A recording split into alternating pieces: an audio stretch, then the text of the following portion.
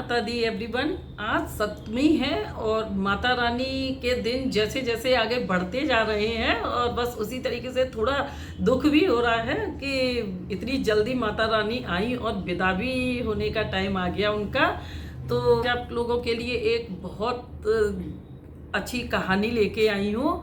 और माँ के दिन चल रहे हैं तो हर कोई माँ की भक्ति में रंगा हुआ है, माँ के पूजन में रंगा हुआ है, तरह तरह से माँ को मनाने का प्रयास कर रहे हैं। तो आज भी मैं एक टॉपिक लेके आई हूँ कि किस माँ को हम मनाएं। तो माता रानी हमें अपनी पीड़ा तो पशु पक्षी भी महसूस करते हैं, लेकिन इंसान वही है जो दूसरों की पीड़ा को महसूस करे। मुश्किलों को इस तरह टक्कर दो, जीतो तो भी इतिहास बने, हारो तो भी इतिहास बने।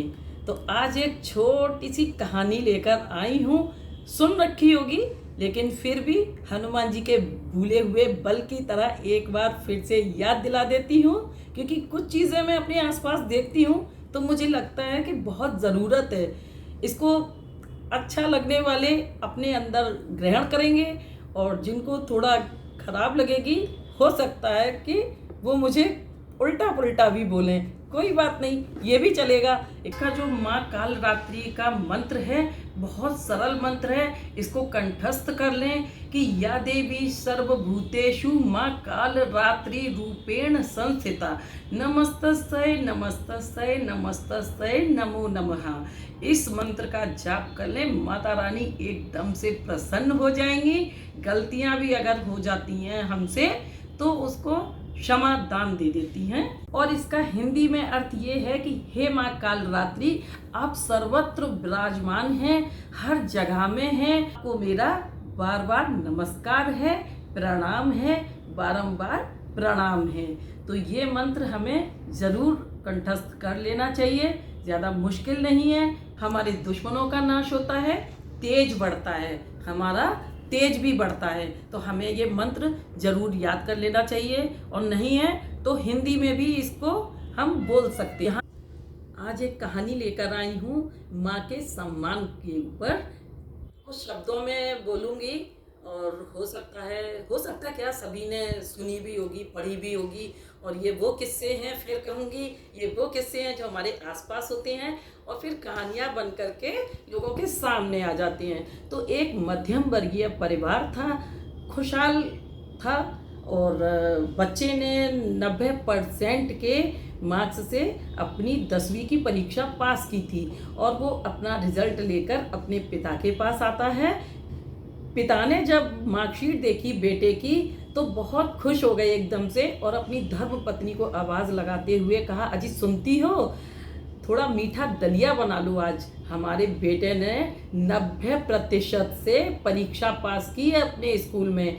पत्नी भी भागती हुई किचन से आई और बोली, जरा जल्दी से दिखाओ मेरे बेटे ने कितने % के मार्क्स लाए हैं, कितनी मेहनत की है उसने और मेरा बेटा पास हो गया इतने अच्छे नंबर से। माँ जिस खुशी के साथ आई उसी खुशी के साथ वो एकदम से जड़ हो गई कि बेटे की आवाज़ जब उसने कानों में सुनी कि क्या पिताजी, क्या आप इनको दिखा रहे हो ये मेरे मार्क्स, ये क्या समझेंगी, ये तो अनपढ़ हैं, इनको तो केवल चूल्हा चौका ही करना आता है, तो ये क्या समझेगी कि मैंने कितनी मेहनत से ये मार्क्स जो है हासिल किए हैं। माँ की आंखों में आंसू भर आए और उसी पल खुद को संभाला और अपने आंसुओं को पोंछती हुई बेचारी किचन में चली गई और मीठा दलिया बनाने लगी।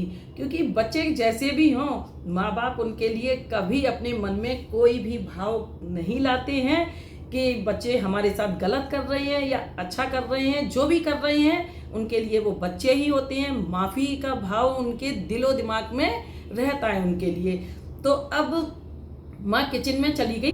पिता ने लड़के के बोले हुए शब्दों में ही अपने शब्दों को आवाज़ दी और उसे बोला, हाँ पता है कि वो अनपढ़ है, तू जानता है कि जब तू अपनी माँ के गर्भ में था, तेरी माँ गर्भवती हुई थी तो उसको दूध बिल्कुल भी अच्छा नहीं लगता था, लेकिन जब डॉक्टर्स ने बोला कि बच्चे की अच्छी ग्रोथ के लिए उसको दूध पीना है तो तेरी माँ ने हंसते हंसते दूध पीना स्टार्ट कर दिया कि मेरा बच्चा हष्ट पुष्ट होगा।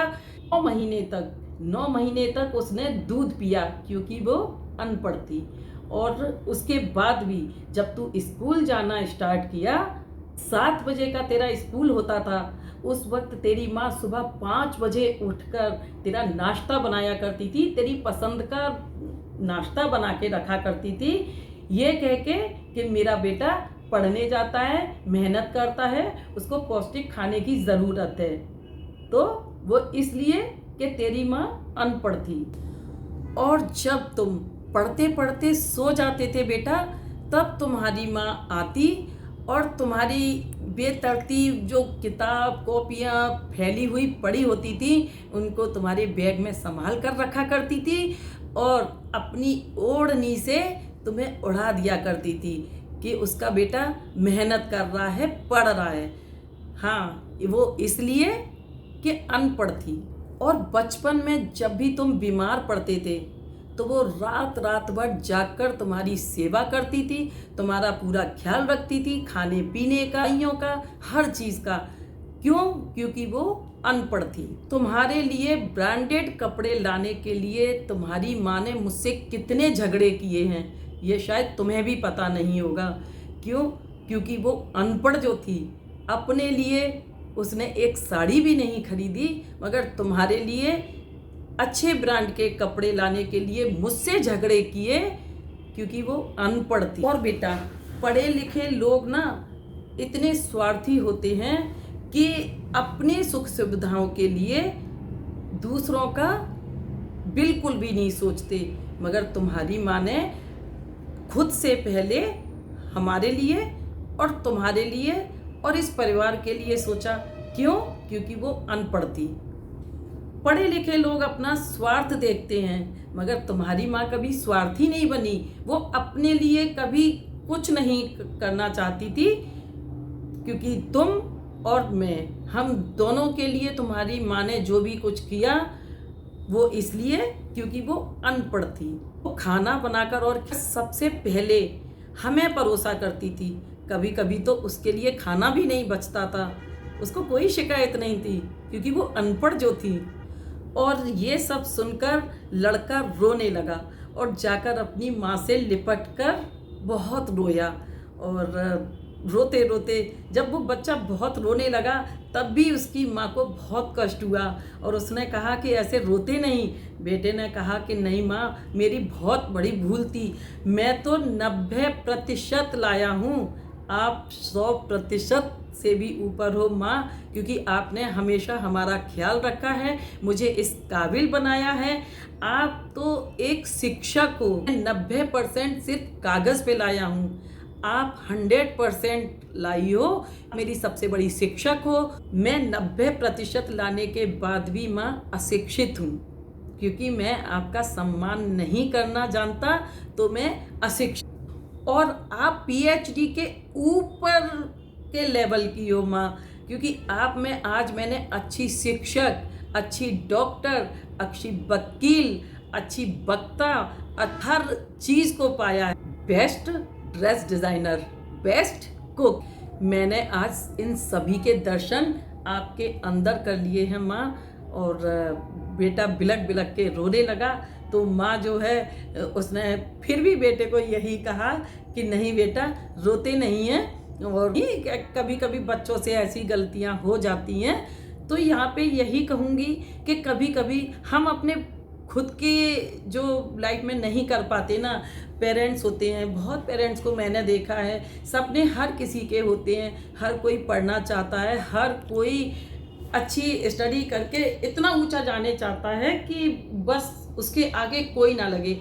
और माँ की शिक्षा से ही बच्चे शिक्षित होते हैं। माँ कितनी भी अनपढ़ हो, फिर भी वो अपने बच्चे के लिए विश्व की सबसे बड़ी पढ़ी लिखी लेडी होती है या पढ़ी लिखी बहन होती है। जो भी आपके ऊपर है, आपको जो आपसे बड़ा है, आपको सही रास्ता दिखा रहा है, उसका सम्मान जरूर करें। जाने अनजाने में कभी हमसे गलतियां हो जाती हैं, फिर भी सचेत रहें। पढ़ाई किस लिए होती है? कभी कभी पढ़ाई के ज़रिए इतना प्राउड भर लेते हैं बच्चे अपने अंदर कि अपने पेरेंट्स को ही छोटा समझने लगते हैं। उन्हें अपने फ्रेंड्स के सामने ले जाने में शर्म आती है कि मेरे फ्रेंड्स के सामने मैं कैसे ले जाऊंगा, मेरी मदर को इंग्लिश बोलना नहीं आती।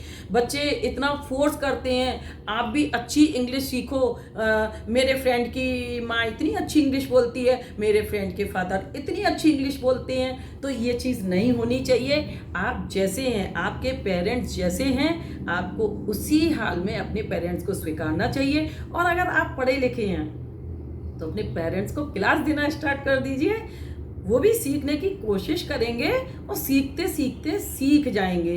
तो मैं सलाम करती हूँ उन बच्चों को जो, बहुत एग्जाम्पल्स मैंने देखे हैं ऐसे कि उनको कोई फ़र्क नहीं पड़ता कि उनके पेरेंट्स पढ़े लिखे हैं या नहीं हैं।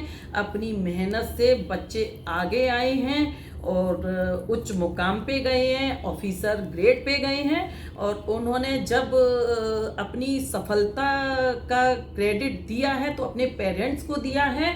जब भी कभी उनको सम्मानित किया जाता है तो बच्चों ने अपने मेडल्स अपने पिता को या माँ को समर्पित किए हैं। तो मैं उन सबको सैल्यूट करती हूँ और हर बच्चे को यही कहती हूँ कि जाने अनजाने में अगर आपसे गलतियाँ होती हैं कोई बात नहीं, मगर जानबूझ के गलतियाँ मत कीजिए, अपने पेरेंट्स का दिल मत दुखाइए। और माता रानी को अगर मंदिर में आप पूज रहे हैं तो ये देखिए कि अगर कभी कभी हो जाता है, कभी कभी हो जाता है ऐसा, कुछ ग्रह नक्षत्र भी होते हैं जो बच्चों के और पेरेंट्स के बीच में आपस में तालमेल नहीं बैठने देते। तो क्या हुआ, हमें उन सारी चीज़ों से लड़के एक इतिहास बनाना है, एक इतिहास बनाना है और ख़ुद को ये साबित करना है। आप करके देखिए, जब हम अपने पेरेंट्स को इग्नोर करते हैं तो हमारे आसपास में भी हमें कुछ लोग सपोर्ट तो करते हैं, हाँ बेटा बहुत अच्छी बात है, लेकिन आपकी दिल से इज्जत नहीं करते। जो लोग अपने पेरेंट्स को सम्मान देते हैं, अपनी माँ को अपने पिता को सम्मान देते हैं, उनके सामने सारी दुनिया झुकती है, उनका लोहा मानती है। और कहते हैं ना कि सत्य की जीत होती है। तो आप जैसे हैं वैसे ही रहिए और वैसे ही आपको जो लोग स्वीकार करते हैं वो आपके अपने हैं, और जो लोग आपको आपके रूप में स्वीकार नहीं करते वो आपके अपने नहीं हैं। तो बस मैं कुछ छोटी छोटी सी चीज़ें लेके आती हूँ और उम्मीद करती हूँ कि आप लोगों को ये चीज़ें अच्छी लगे। तो प्लीज़ चैनल को लाइक करें, सब्सक्राइब करें। मुझे नहीं आता कि कैसे ये वीडियोस बनाए जाते हैं, क्या है, बस ये छोटी छोटी चीज़ें मैं करती रहती हूँ। खाने बनाने का शौक है, बनाती रहती हूँ, वीडियोस बना बना के व्हाट्सएप पे डाल दिया स्टेटस में। तो सभी लोगों ने कुछ ज़्यादा मुझे फोर्स किया कि नहीं, अगर आप ये सब कर लेते हो तो यूट्यूब पे ट्राई करो और लोगों को भी मौका मिले देखने का, कुछ सीखने का। अच्छा, तो मैं भी आप लोगों के सामने आ गई हूँ, कोई स्पेशल नहीं हूँ, एक नॉर्मल लेडी हूँ। तो बस आप लोगों को अच्छी लगेंगी तो मेरी सफलता की सीढ़ियाँ मैं आप लोगों से ही चढ़ूँगी कि जब आप लोग मुझे लाइक करेंगे तो मुझे सब्सक्राइबर्स भी मिलेंगे, लाइक कमेंट्स भी मिलेंगे और मैं आगे भी आऊँगी। आज 10 लोग देख रहे हैं, उम्मीद करती हूँ कि आगे 10 से 50 होंगे, 50 से 100 होंगे और 100 से बिंदियाँ आगे भी बढ़ सकती हैं। तो मेरे चैनल का जो मंदिर है, नवरात्रे चल रहे हैं और इसका घंटा प्लीज़ बजा दीजिए अगर न्यू आए हैं चैनल पे तो, और मेरी पोस्ट आपके सामने आएंगी। और उम्मीद करती हूँ, और अगर मैंने कुछ ज़्यादा या कम कर दिया हो तो आप लोगों से भी माफ़ी मांगती हूँ, ख़ास तौर से मेरे प्यारे प्यारे बच्चों से। मुझे लगता है कि मेरे बच्चे कहीं ना कहीं मुझे सुनेंगे तो मुझे ज़रूर कहेंगे कि क्या बोल रही हैं, हमारी माँ अगर इसको देखेगी तो वो थोड़ा हमारे लिए तो यहाँ पे मैं आप लोगों से बेटा यही बोलूँगी कि जो भी बातें हैं हमें अपने अंदर उतार लेनी चाहिए। कोई बात जो हमारे महापुरुष कह गए हैं, ज्ञानी कह गए हैं, बिल्कुल भी अलग नहीं होती है। उसमें से अगर आप ज़्यादा नहीं लेना चाहते, बस कोई एक चीज़ आप अपने अंदर ले लेंगे तो देखिए कामयाबी आपके कदम चूमेगी। तो बस बाय बाय, टेक केयर, हंसते रहें, मस्त रहें, व्यस्त रहें और देखते रहें मेरे वीडियोस को। और अगर मेरी वीडियोस में थोड़ा बहुत मैंने आपके लिए कम या ज़्यादा कुछ कर दिया हो तो मुझे कमेंट्स के ज़रिए डांट भी सकते हैं। Bye bye.